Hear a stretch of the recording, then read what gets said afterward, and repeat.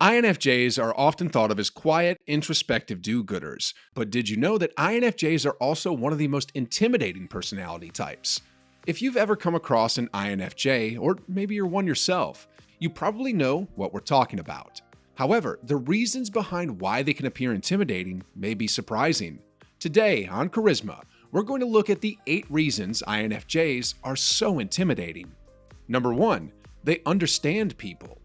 Imagine if you were talking with an INFJ and were keeping something a surprise from them, like that you got a promotion at work. Finally, at the end of your conversation, you end up telling them your news, only for them to reply with, "I know." Kind of intimidating, right?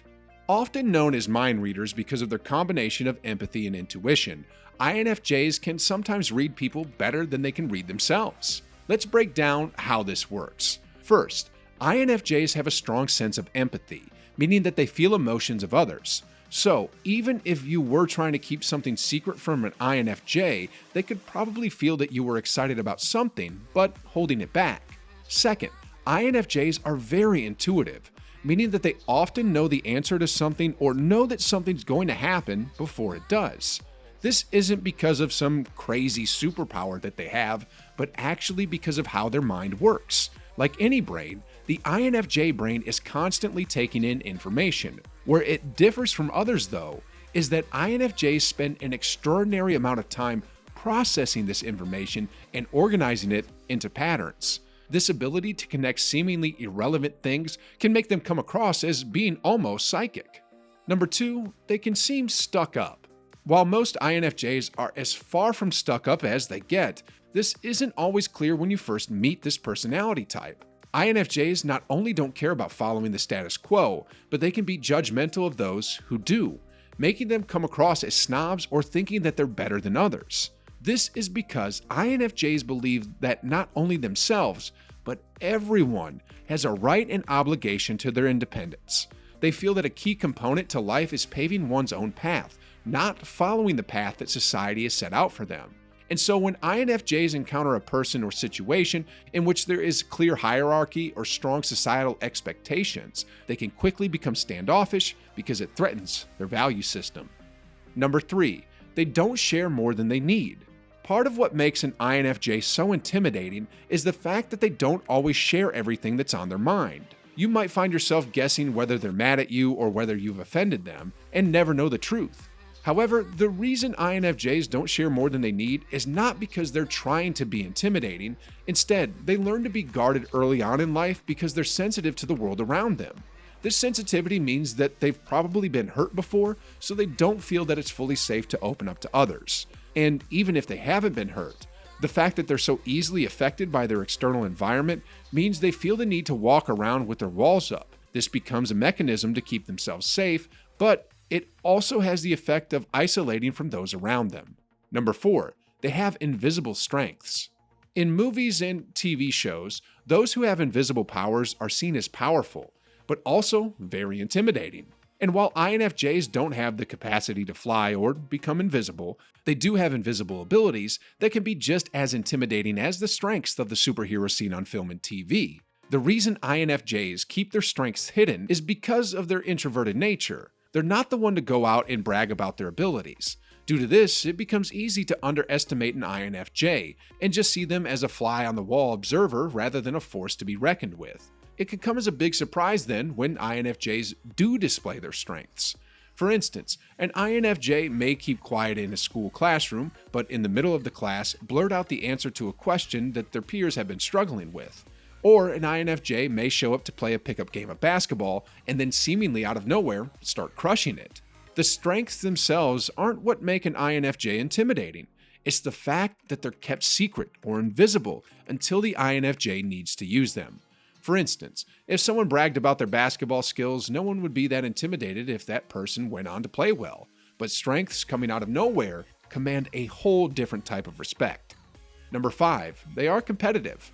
INFJs have a stereotype of being shy wallflowers. However, even though they are introverted and need time alone to recharge, this doesn't mean that INFJs are docile or will roll over in an argument. In fact, INFJs are very competitive.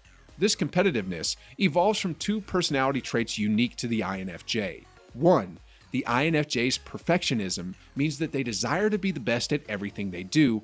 And 2, because INFJs are so goal-oriented, if they set their mind to do something and encounter competition along the way, they will keep going at all costs to beat out the competition. As a result, INFJs can be competitive with both big and little things, including some things others might think of as meaningless. For example, an INFJ might be overly competitive when they're playing a video game or a board game with a friend, or if they're throwing a friend a birthday party. They might want to make sure it's bigger and better than the one someone else threw last year. Of course, this competitiveness over not just big but also small things can mean that INFJs come across as very intense and, as a result, intimidating. Number 6, they're all or nothing. INFJs are introverted types, but that doesn't mean that they just keep to themselves and avoid interacting with the outside world. INFJs are actually some of the most goal-oriented personalities of the Myers-Briggs types, due in part to their perfectionist nature. Their ambition, however, can sometimes lead to an all-or-nothing attitude. This can be off-putting to people who don't understand what drives this all-in or all-out attitude, as externally, INFJs can seem obsessive towards their goals and even unbalanced in how they go about achieving them. For instance, if you have an INFJ friend and they decide that they want to make a certain career move, they may stop at nothing to get there, even if it means sacrificing their friendships or their own well-being. On the flip side is the nothing piece of the all-or-nothing mentality. If an INFJ decides that they don't care about something, then they really don't care about it. They don't bother investing energy in things that don't matter to them and aren't afraid to let others know how little they care about it.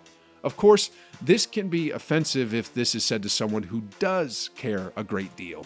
Number 7, they are honest. If you ever ask an INFJ for their opinion, you should be prepared to hear the truth. In fact, it's rare that you'll hear an INFJ sugarcoat their opinion, as they often veer on the side of brutal honesty. INFJs aren't overly honest because they want to hurt you or make you feel bad, though. It's just that they place a high value on the truth and don't see the value in mincing words. Whether they're giving you an opinion on something as simple as the outfit you're wearing or something as big as whether you should stay in a relationship, an INFJ will give it to you straight. They would rather be honest with you than lie or sugarcoat, even if it means that they hurt you in the process. Number 8, they have strong moral convictions. Most people have some sense of what's right and wrong and will do their best to adhere to their value system. INFJs, though, are on a whole different level when it comes to their moral convictions. INFJs not only have incredibly strong convictions, but they will fight to the death to defend them. For instance, you might know an INFJ who's a staunch environmentalist, while another personality type who also considers themselves to be an environmentalist might make it a priority to recycle, but not beat themselves up if the occasional bottle lands in the trash. INFJs go a lot further. They will not only hold themselves to the highest moral standard according to their belief system, but they will hold others accountable as well. Looking at our environmentalist example, an INFJ would expect themselves to recycle each and every bottle they use, and they would also push their friends and family to do the same. If someone they knew, or even someone they didn't know, veered from the course, you can be sure that an INFJ would tell them about it. Speaking of brutal honesty, watch this video to learn the rest of the INFJ dark side.